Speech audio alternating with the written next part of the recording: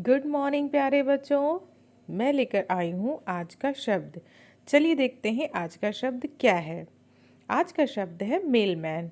MAILMAN, Mailman, जिसका हिंदी में अर्थ है पत्रवाहक या डाकिया। चलिए इसको वाक्य प्रयोग करके देखते हैं। The job of mailman is very hard. He goes door to deliver letters. डाकिया का कार्य बहुत मेहनत वाला है, वह घर घर पत्र पहुंचाता है। In earlier times they use to deliver letters in khaki uniform bye bicycle. पहले के ज़माने में डाकिया खाकी वर्दी पहनकर साइकिल से पत्रों को पहुंचाते थे। तो बच्चों, आपको पता चला ना कि डाकिया किसे कहते हैं। डाकिया डाक विभाग का कर्मचारी होता है जो हमारे पत्रों को, हमारे मनी ऑर्डरों को हमारे पास घर घर जाकर पहुंचाने का काम करते हैं। Thank you.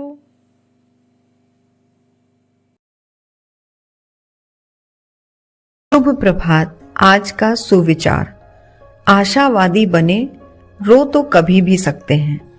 B optimistic, you can always cry letter.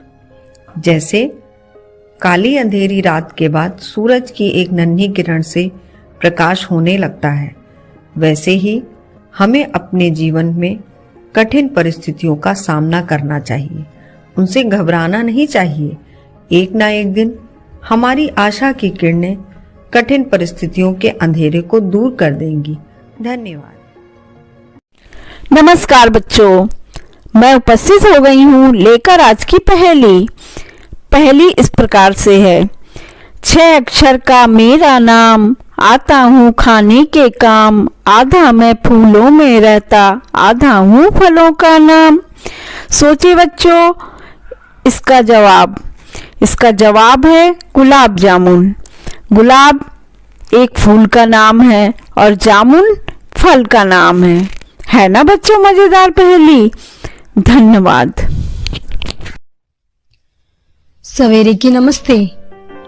आज के इतिहास में है 1915 में आज ही विश्व युद्ध के दौरान जर्मनी ने रूस के खिलाफ जहरीली गैस का इस्तेमाल किया।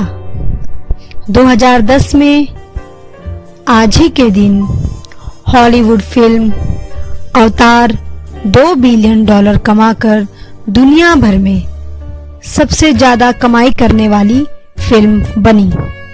आज के लिए बस इतना ही। विश्व युद्ध दुनिया के सबसे शक्तिशाली देशों द्वारा लड़े जाते हैं।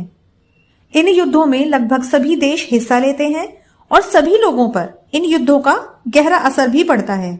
नमस्कार, मैं शिवानी आज के खास में आपके लिए लेकर आई हूँ प्रथम विश्व युद्ध के बारे में कुछ खास जानकारियां।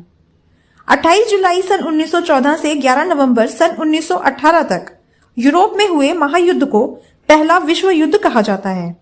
इसे महान युद्ध या सभी युद्धों को समाप्त करने वाला युद्ध भी कहा जाता था।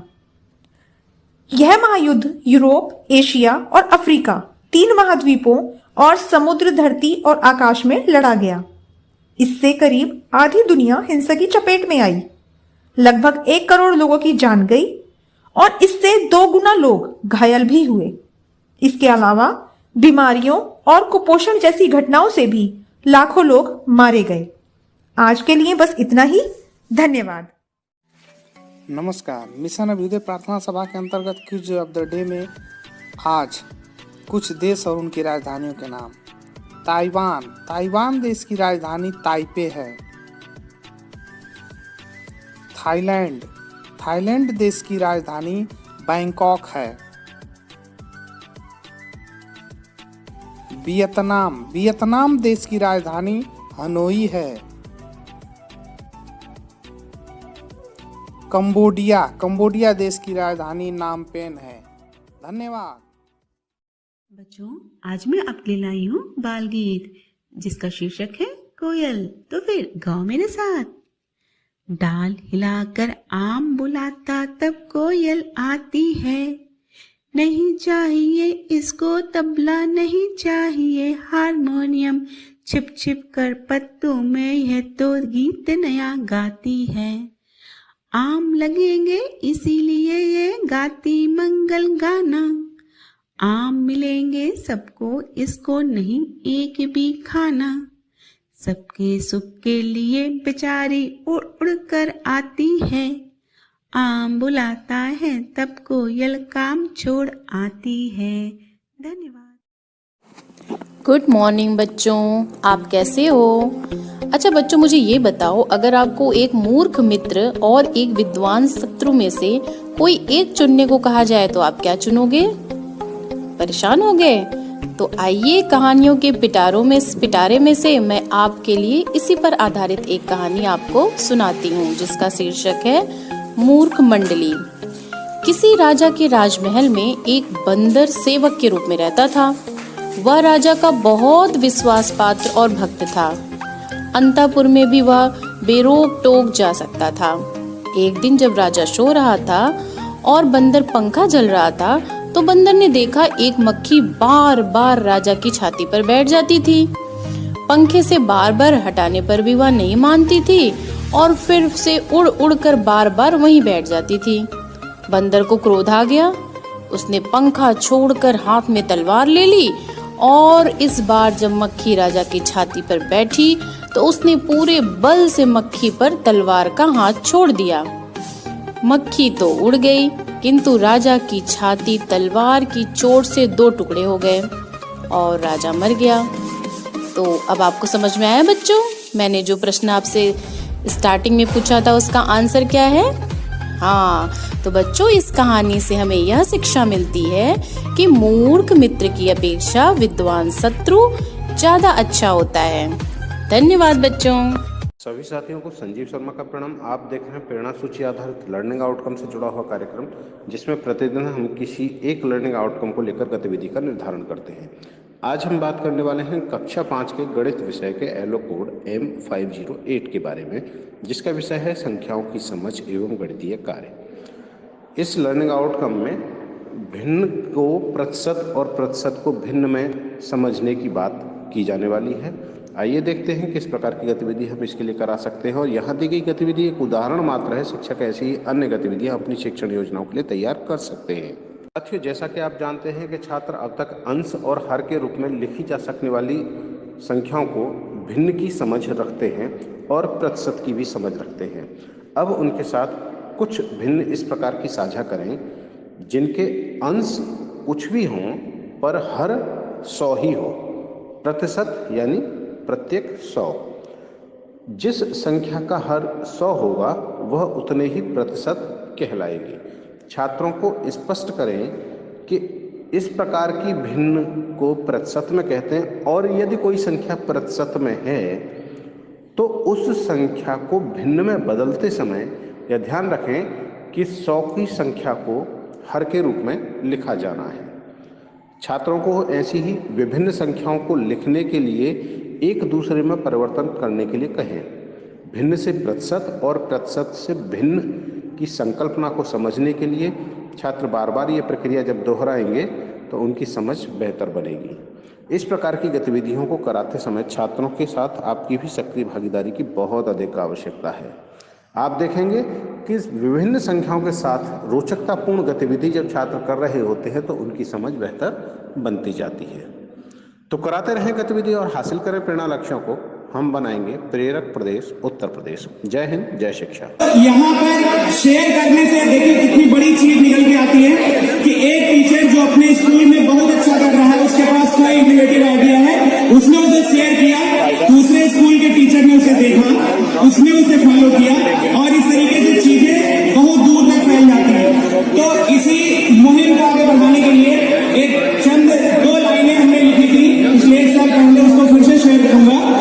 शिक्षक सहयोगी बन सुधार का ऐसा मिशन चलाएं कि एक नए युग का अभ्युदय हो जाए, बेसिक की कमियां इतिहास बन जाएं और आप मिसाल बन जाएं।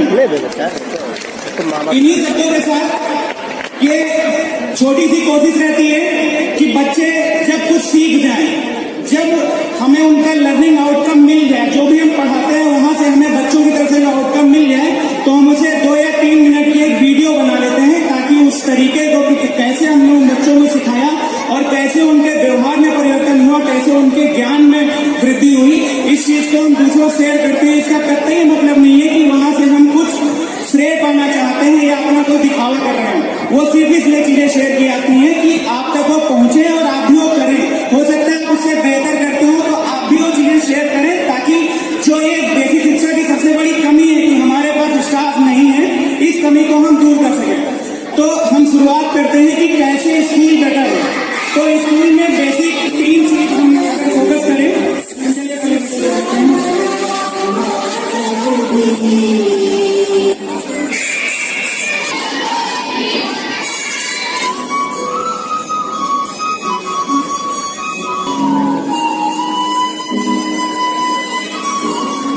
ये प्रिंट रिच इन्वायरमेंट है। हमने अपने स्कूल की सभी कक्षा कक्ष को छोटे छोटे चार्ट से सजाया है ताकि बच्चे क्लास में घुसते ही खुद को पढ़ना शुरू कर दें। टीचर मात्र एक सहयोगी होता है, उसका जो स्कूल का इन्वायरमेंट होता है वही इसका सबसे बड़ा शिक्षक होता है विद्यालय में आने के बाद।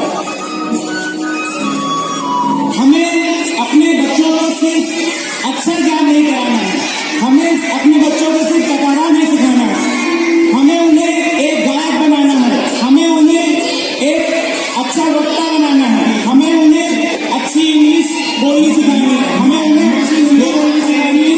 उनके अंदर सृजनात्मक ये वीडियो शेयर करने का उद्देश्य यही था। बच्चे आपने देखा होगा कि वो उन्मुक्त भाव से कुछ भी कर रहे हैं, हमने उन्हें पूरी छूट दे रखी है। आप कुछ भी करें, उनके अंदर से आपको डर निकालना है, झिझक निकालनी है, उन्हें समर्थ छात्र बनाना है, समर्थ देश का नागरिक बनाना है, नैतिक गुणों का आपको उन्हीं में प्रसार करना है और उन्हें हर उस तरीके की शिक्षा देनी है जो उनको इस स्तर पर चाहिए। उन्हें किसी भी दायरे में बांध कर मत रखिए। और ये सारी चीजें जो आपको यहाँ पर दिखाई गई हमारे यहाँ दैनिक होती हैं और बच्चों के व्यवहार में बहुत ही एक अच्छा परिवर्तन है। आप कभी हमारे स्कूल आइए तो देखिए उन्हें किसी चीज से डर नहीं लगता। अभी 26 जनवरी के कार्यक्रम में आप सब इस चीज के गवाह होंगे कि पिछले 26 जनवरी के पिछले 4-5 दिनों तक लगातार ट्रेनिंग होती रही। हमारे स्टाफ के चारों टीचर्स एक को छोड़ करके BRC पे हम लोग की ट्रेनिंग लगाई हुई थी, तो बहुत ही कम समय मिला, लेकिन हम लोग के थोड़े से मोटिवेशन पे बच्चों ने इतना बढ़िया कार्यक्रम किया कि पूरे प्रदेश स्तर पे उसे सराहना मिली है और इवन बच्ची ने इंग्लिश में स्पीच दी है बिना किसी गलती के पूरे एक्सेंट के साथ।